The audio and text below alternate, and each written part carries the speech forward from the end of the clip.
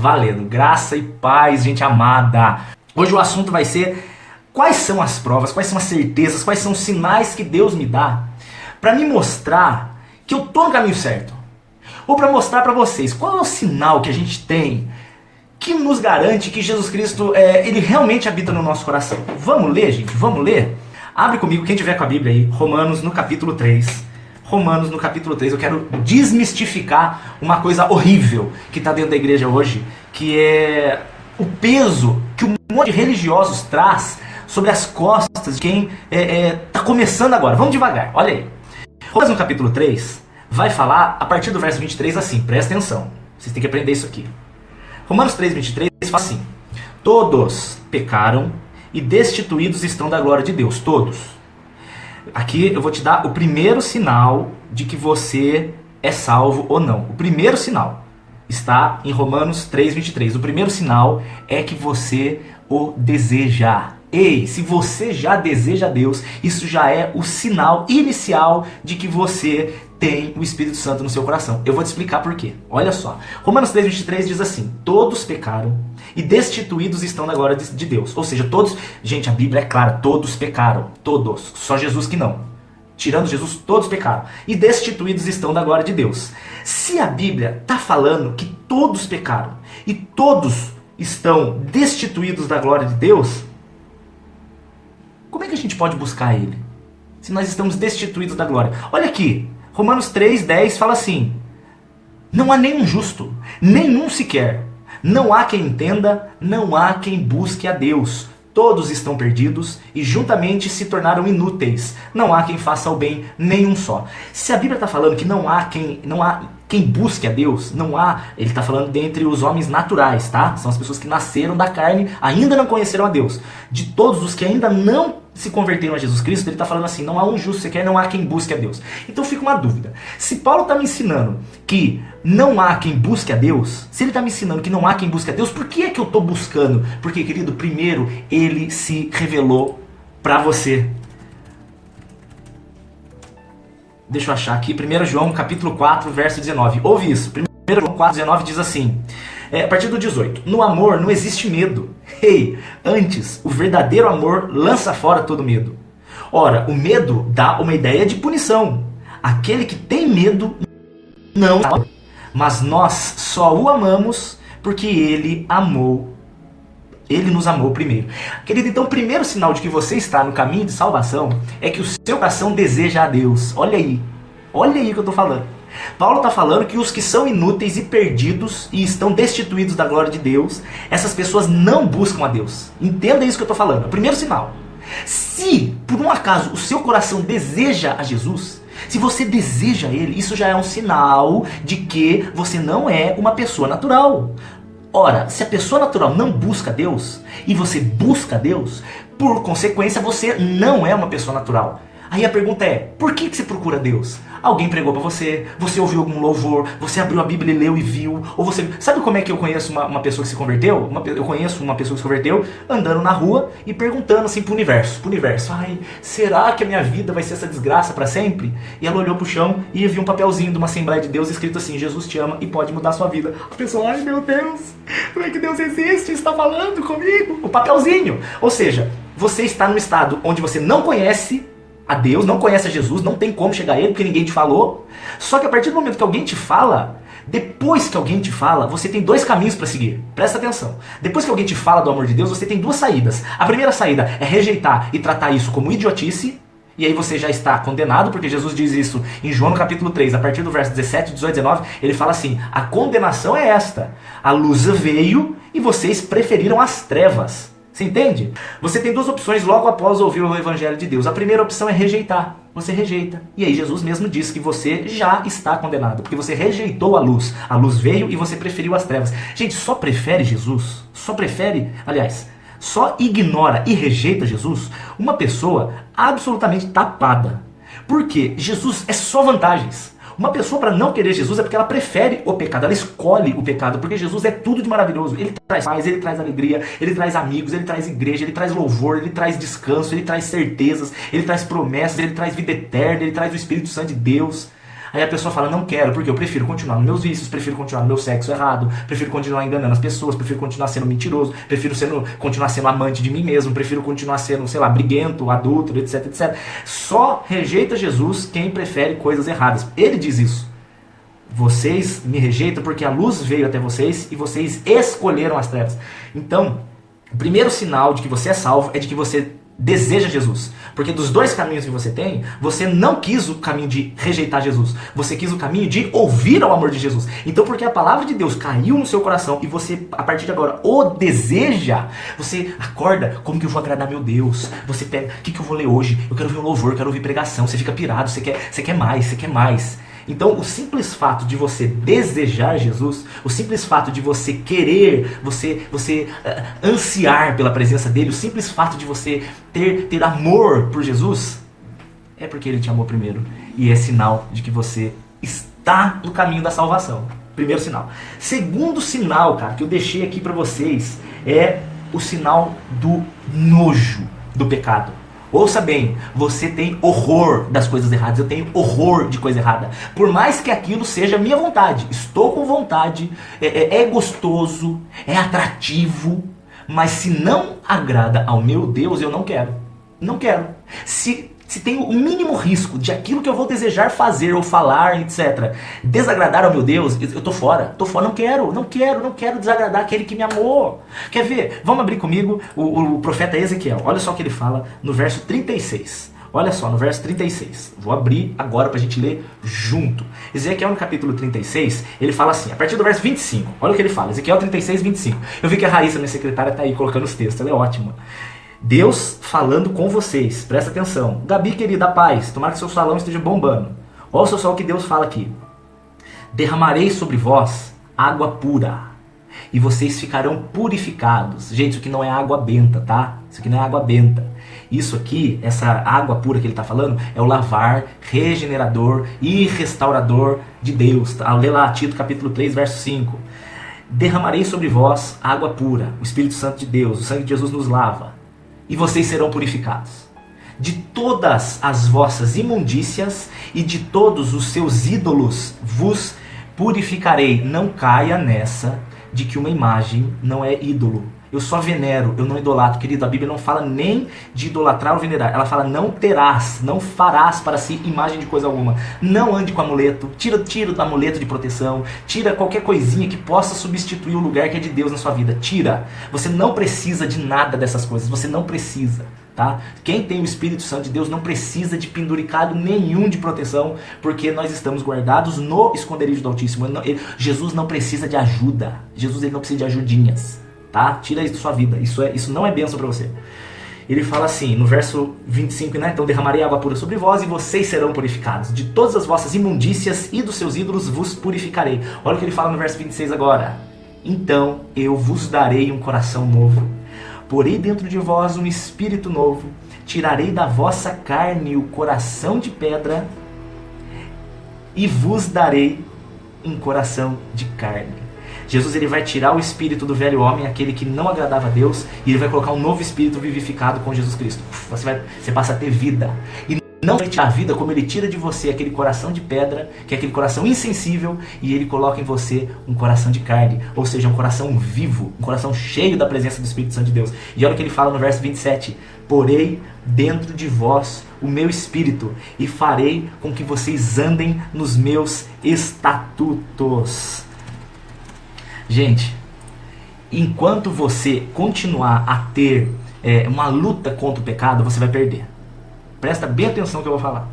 No verso 31 desse mesmo texto de Ezequiel 36, ele fala assim: vocês se lembrarão dos vossos maus desejos, das vossas más práticas, e terão nojo do comportamento das vossas abominações e dos vossos pecados que cometeram. Presta atenção. O Espírito Santo de Deus ele tem que abundar na sua vida tanto que você passa a ter nojo da prática. Eu não estou dizendo que você não vai mais fazer. Presta atenção que eu vou explicar. Hoje, eu vou dar um exemplo meu. Eu, Dani, eu tenho hoje 100% de certeza que o Senhor Jesus é plenamente capaz e poderoso para sustentar aquele que crê.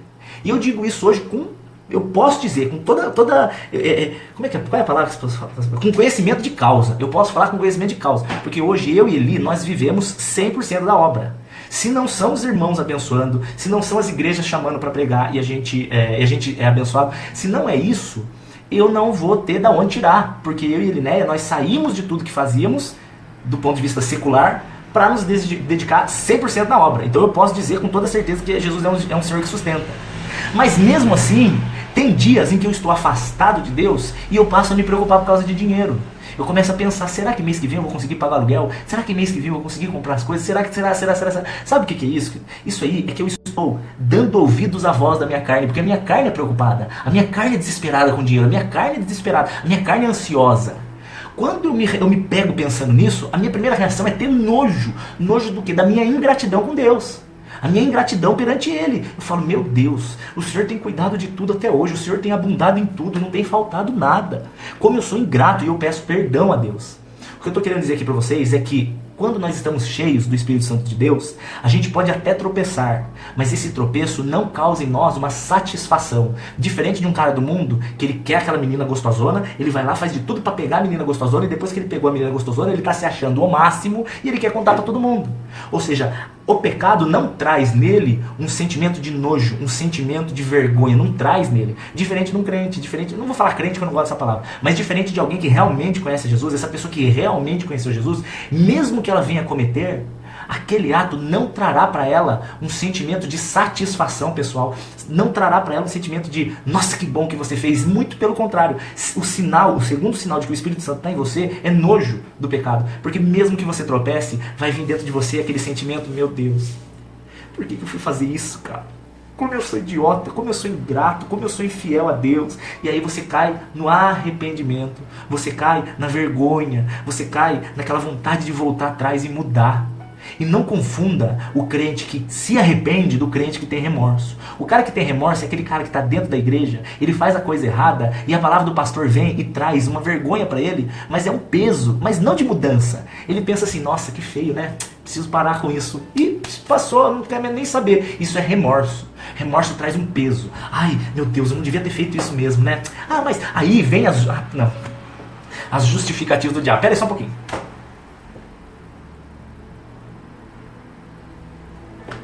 Minha caneta preferida tinha caído. Quando a pessoa que ela tem remorso, ela faz uma coisa errada, sabe o que ela pensa? Ela faz a besteira, aí ela fala assim, todo mundo faz. Quem que é o santo que não faz isso? Ou é todo mundo perfeito? Quando essa pessoa ela é confrontada, ao invés dela admitir o erro, ela começa a justificar o erro dela. Você chega perto do cara e fala, meu, não era pra você ter feito isso. Irmão, por que você fez isso? O que ela fala? Ai, não julgueis. Não julgueis. O não julgueis é a arma do mimimi moderno, nojenta que tem. O não julgueis, na maioria dos irmãos que são exortados, o não julgueis deles está querendo dizer, querido, não me enche o saco, deixa eu pecar em paz. Eu não quero ser exortado, eu estou acima da média, não quero exortação. O cara que sente remorso, ele não aceita a necessidade de mudança, ele começa a querer inventar desculpinha. Ah, mas todo mundo faz, Deus perdoa, e aí a carne é fraca, né? Veja bem, então, né? Quem daqui nunca fez, atire a primeira pedra. Isso não é um sinal de quem está no caminho de salvação. Porque o caminho de salvação, no caminho de salvação, quem está andando no caminho da salvação, essa pessoa naturalmente, ela não vai querer errar mais. Gente, por que pensar isso? Por que eu fui falar isso? Por que eu fiz isso? Você está mais preocupado em resolver a sua situação perante Deus do que até a vergonha que você vai passar. Quando uma pessoa chega para confessar um pecado que ninguém saberia, mas ela foi lá, ela confessou, ela pediu perdão porque ela queria acertar. Gente, confissão sem que ninguém estivesse sabendo é sinal claro de arrependimento. Porque confessar quando é pego no flagra é muito fácil. Você já está ferrado, você já está lascado, é a sua última tentativa de sair por cima. Aí você confessa, me descobriram, aí você, realmente estou arrependido, estou mal, perdão. É difícil saber se o arrependimento é real. Porque o cara foi pego no erro, o cara foi pego, como diz aqui em Taubaté, com a mão na botija, ou com a calça riada. O cara foi pego com a calça riada, aí ele não tem o que falar, você, estou arrependido, eu devia ter feito isso. Isso é uma coisa. Agora o cara que chega e chama e fala, ó, fiz isso. Igual o menino fez isso hoje pra mim, acredita? Eu cheguei na igreja e um rapazinho veio, me deu um abraço, falou assim, Dani, queria pedir perdão pra você porque eu falei mal de você. Eu nem sabia, eu nem ia saber, nem ia mudar minha vida, mas aquilo ficou tão pesado no coração dele, aquilo mexeu tanto com ele que ele precisou vir até mim pra pedir perdão. Falou, Dani, você me desculpa. Eu falei, velho, dá um abraço que a gente é irmão. 1 João, capítulo 5, verso 18. Fala assim, sabemos que aquele que é nascido de Deus não vive no pecado. Presta atenção que esse texto causa muita confusão em algumas pessoas. A tradução corrigida de João Ferreira de Almeida diz assim, aquele que é nascido de Deus não peca. Não é a melhor tradução. A melhor tradução é aquele que é nascido de Deus não vive no pecado. Porque aquele que é de Deus tropeça. Mas se você tropeçar pensando na possibilidade de Deus te perdoar, então você não entendeu ainda o que é a graça de Deus. Se você comete um pecado já pensando na possibilidade de Deus te dar um perdão, é sinal de que você ainda não entendeu como o seu pecado é sujo para Deus. Acompanhou o que eu estou te falando? Eu estou te falando o seguinte, irmão, se você pecar, 1 João 2:1, é isso mesmo, 1 João 2:1. João fala assim, filhinhos, se vocês pecarem, vocês têm um advogado perante Deus que é Jesus Cristo. Se confessarmos os nossos pecados, ele é fiel e justo para nos perdoar. 1 João 1, tá lá. Se eu não tenho esse sentimento de vergonha, quando eu vou virar um sem vergonha. O sem vergonha ele continua, mas depois eu peço perdão para Deus, e continua, depois eu peço perdão para Deus, depois eu continuo, depois eu peço perdão para Deus. Então não entendeu nada, não entendeu nada. Eu quero ensinar uma coisa para vocês sobre pecado. Queridos, quando a pessoa entra no reino de Deus, vou pegar eu de exemplo. Eu já sou velho de igreja, eu já li a Bíblia várias vezes, eu já tive um monte de experiência com Deus, eu não tenho a menor desculpa para não viver uma vida santa. Eu não tenho essa, eu tô falando de mim agora, eu, Dani. Eu já sou velho, conheço as escrituras, já tive um monte de experiência com Deus, enfim, eu não tenho desculpa. Agora, eu não posso falar a mesma coisa de um rapazinho ou de uma menininha que acabaram de entrar na igreja. O menininho acabou de conhecer a Deus, ele acabou de ouvir o evangelho. Como é que eu posso cobrar que ele tenha a mesma experiência com Jesus do que eu? Como é que eu posso cobrar que ele ande em santidade do mesmo jeito que eu? Ou seja, como é que eu posso cobrar que uma sementinha que está chegando no reino de Deus dê frutos como uma árvore velha? Você está entendendo? Como é que eu posso cobrar que um irmão que acabou de chegar já saia o novo pregador do evangelho, o novo santo de Israel? Eu não posso fazer um negócio desse. É insensatez. Eu tenho que chegar para o irmãozinho e ensinar, ou para a irmãzinha, vocês têm que ensinar isso claro, que Filipenses 1,6 diz que aquele que começou em nós uma boa obra, ele vai aperfeiçoar até o dia de Cristo Jesus. Então eu estou falando o quê? Que quando o irmãozinho novo entrar na igreja, você tem que ter misericórdia dele, você tem que ter paciência com ele, você tem que ter compaixão dele, você tem que entender o tempo dele, entender o tempo dela, entendeu? Eu vou falar um exemplo, um rapaz chegou para mim há pouco tempo atrás, e pouco tempo mesmo, e ele falou assim, Dani, olha, eu amo Jesus de todo o meu coração. Eu falei, glória a Deus, velho. Ele falou assim, eu creio que Jesus Cristo morreu, ressuscitou por mim. Eu falei, maravilha, velho. Ele falou que queria ser batizado. Eu falei, mano, a condição, Atos capítulo 7, a condição é crer. Por que você não batiza? Ele falou assim, Dani, porque eu ainda fumo. O meu pastor não quer me batizar porque eu fumo. Eu falei, não, vamos analisar devagar.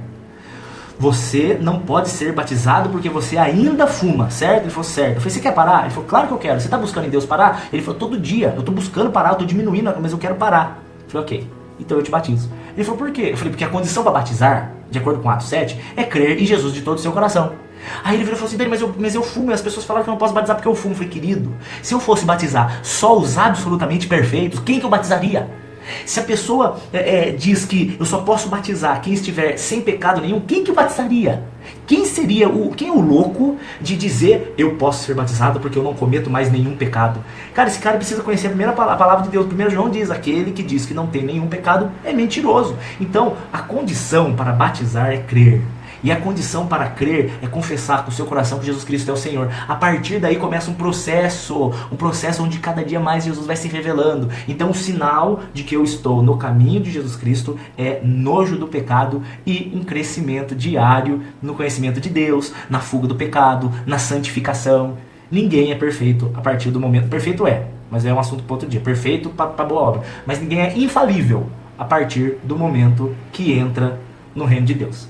Terceiro sinal. Qual é o terceiro sinal? O terceiro sinal é que você quer cada dia mais se encher dele. Eu não estou satisfeito em ser morno. Eu não quero ser qualquer um. Tem gente que está feliz em ter Deus só no domingo. Eu já vou na igreja no domingo, já tá bom demais. Você não entendeu nada, cara. Você não pode aceitar só o que você tem. Você tem que querer cada vez mais. Senhor, eu quero pregar, eu quero dons, Pai. Eu quero ganhar alma. Eu quero mais e mais. Isso é um sinal de que é Jesus. Vamos ler Jeremias, deixa eu abrir aqui, capítulo 29, a partir do verso 11. Olha que coisa linda, olha o que fala aqui, ó. Ouve. Diz o Senhor assim: eu sei os planos que eu estou projetando para vocês, diz o Senhor. São planos de paz, não são planos de mal, para vos dar um futuro, para vos dar esperança. Então vocês invocarão ao meu nome, vocês virão até mim e vocês orarão, e eu vos ouvirei. Me buscarão e me acharão, quando me buscarem de todo o vosso coração. Então eu serei achado de vós, diz o Senhor. Cara, o terceiro sinal de que você é salvo é que você quer buscar e crescer e conhecer Jesus cada dia mais. Você não pode ficar satisfeito com o que você tem. Você tem que querer conhecer Ele. Você tem que desejar aprender dEle. Você tem que desejar viver uma vida que agrada a Ele. Você não pode simplesmente achar que a sua vida cristã está resumida em levantar a mão. Quem quer acertar Jesus? Eu! Aí vai lá a hora, acabou. Aceitei Jesus, estou no caminho da salvação. Não, amado. Tem que crescer de glória em glória. Tem que começar a caminhar de glória em glória. Você não pode achar que você é criancinha para sempre. Você tem que entender que você já foi uma criancinha. Mas agora você tem que começar a ser homem e mulher de Deus. Não dá mais tempo de ficar sendo criancinha. Ah, mas eu gosto tanto de ficar sentadinho e ouvindo. Eu não gosto de falar. Eu não gosto de cuidar dos outros. Não, você está errado. Jesus, ele chamou para chamar mais gente. Você quer ficar para sempre sendo cuidado? Você quer para sempre ficar sendo cuidado? Você quer para sempre? Para sempre ficar sentadinho sendo o coitadinho doente? Você sabia que esse é um dos maiores problemas da igreja? As pessoas, elas vão na igreja só para serem cuidadas, mas elas não querem cuidar de ninguém. Elas chegam lá para cobrar tudo dos outros, mas elas não querem cuidar dos outros. Porque enquanto elas estão sendo cuidadas, elas podem ser dramáticas, que seja a palavra. Lógico que tem um tempo para ser tratado, lógico, mas depois de um tempo de UTI, você tem que sair do hospital, filho. Não é saudável ficar no hospital para sempre. Por isso que lá em João 5 tem aquela passagem polêmica do Jesus com o paralítico, quando ele fala pro cara assim: você quer ser curado? Aí o paralítico começa a chorar. Ah, mas eu estou aqui, ninguém me leva. Jesus, ele está querendo dizer isso para você hoje. Fala, querido, você quer começar a servir?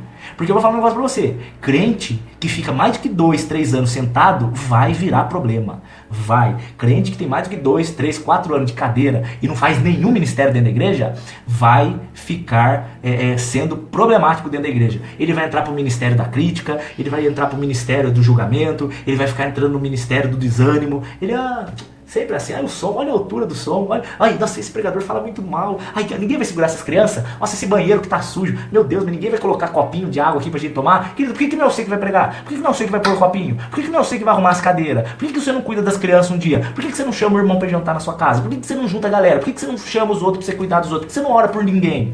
Porque você está acostumado a ser tratado, você está acostumado a ser cuidado, mas você não quer cuidar de ninguém. Então isso é um sinal de que você está no caminho certo, é quando você passa de uma pessoa cuidada para uma pessoa cuidadora. Você passa de vítima para ser aquele que vai levar pessoas para mais perto de Jesus. Porque você quer ser levado no colo para sempre? A sua intenção é essa? Então fique para sempre sendo cuidadinho. Mas aí você vai perder muitas experiências com Deus. Muitas. Porque Deus, ele tem experiência para soldado que entra na batalha. A hora que você se põe, a hora que você se predispõe a entrar na guerra, aí quando você se predispõe a entrar na guerra, você vai ver o Senhor falando com você.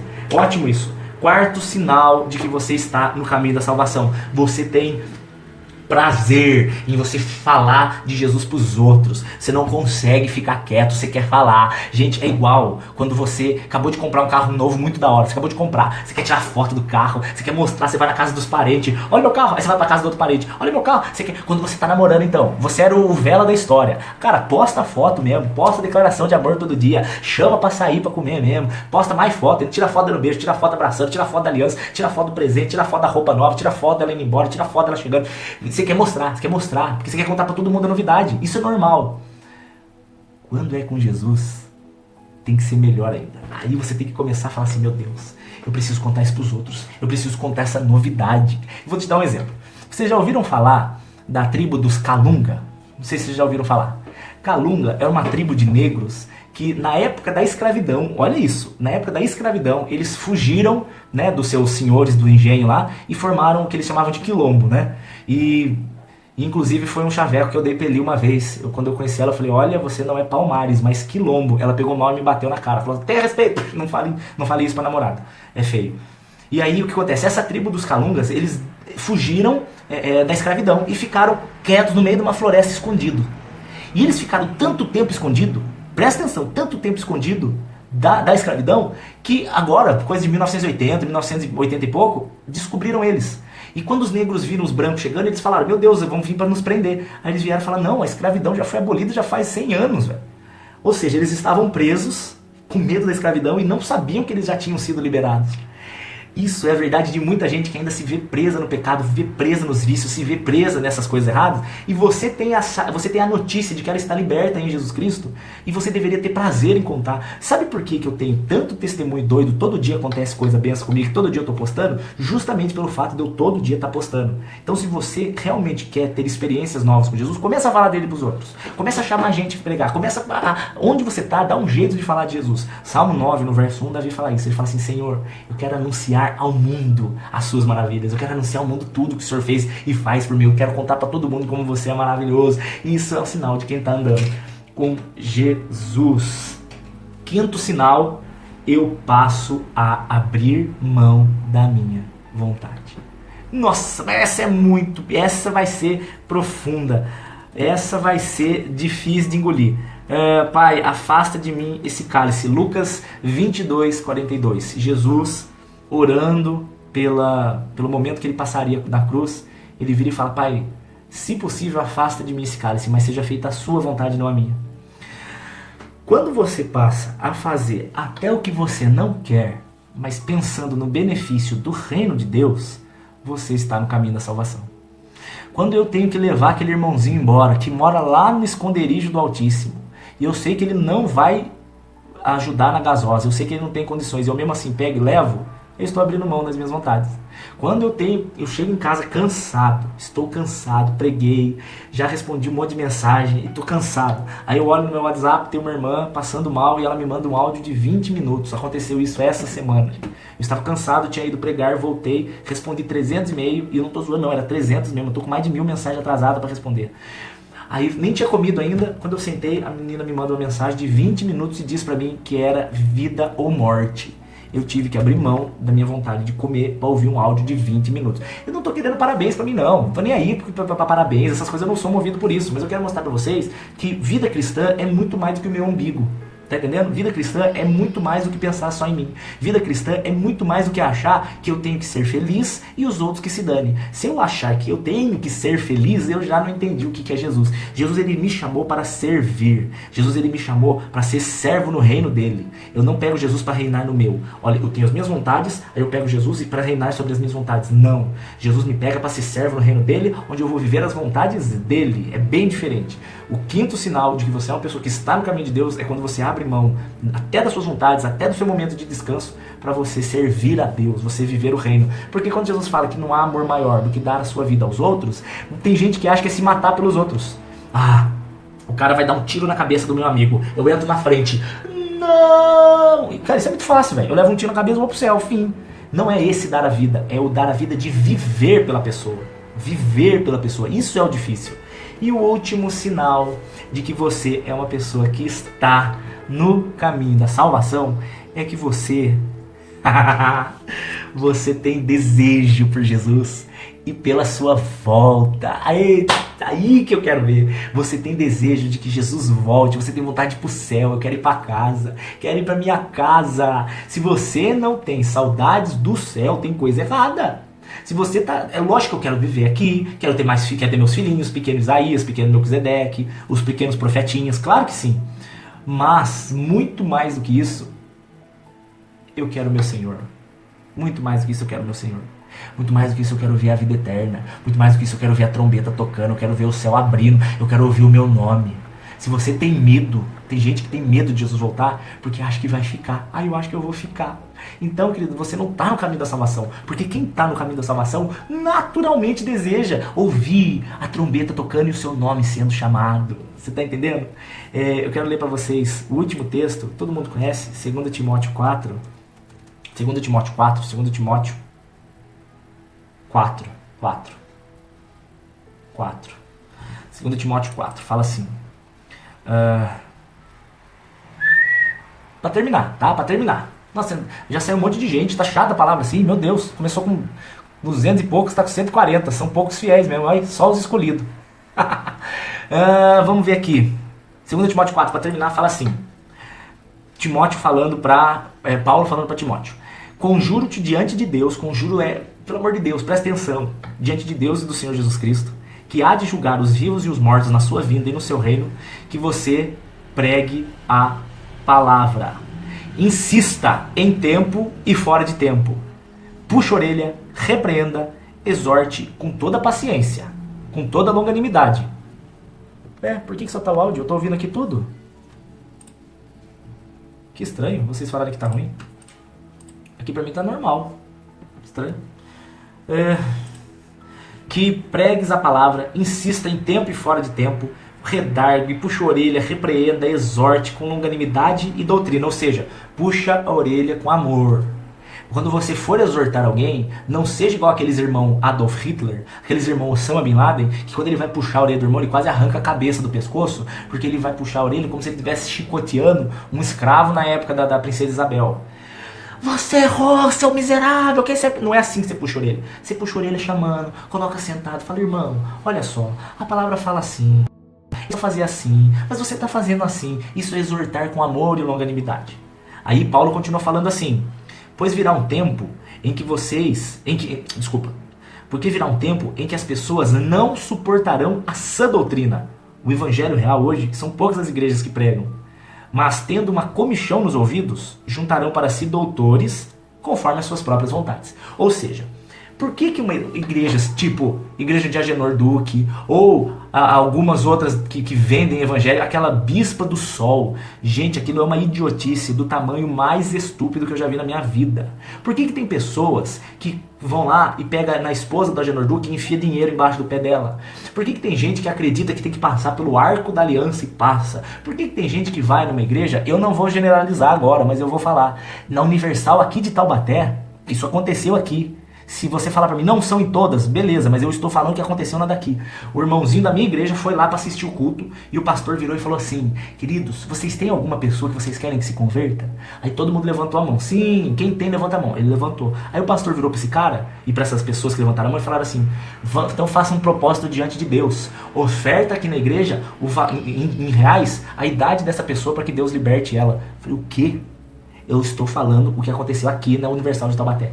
Então se eu tenho uma pessoa que eu quero que seja liberta, um primo de 20 anos de idade, eu tinha que ir lá e dar 20 reais. Esse tipo de evangelho não é sã doutrina, mas as pessoas querem ouvir isso, e por isso que existem as pessoas que pregam isso.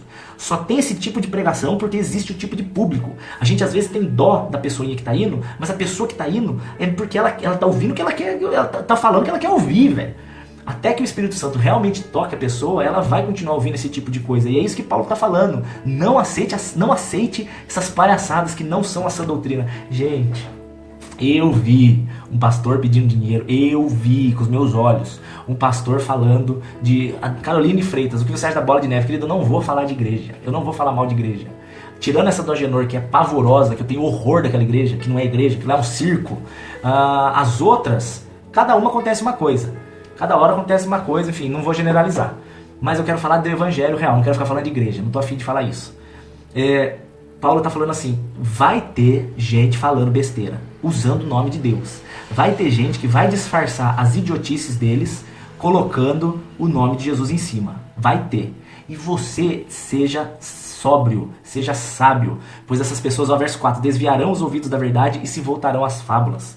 Mas vocês sejam sóbrios, sofram as aflições. Sabe o que é aflição? Eu agora, por exemplo, eu estava denunciando coisa errada das igrejas. Eu estava denunciando coisas erradas, ou seja, pecados. Eu estava falando de pecados. Aí vem um rapaz chamado Paulo Costa e fala assim, essas horas da madrugada está atacando outras igrejas. Você está vendo o que é? É isso que eu estou falando, ó.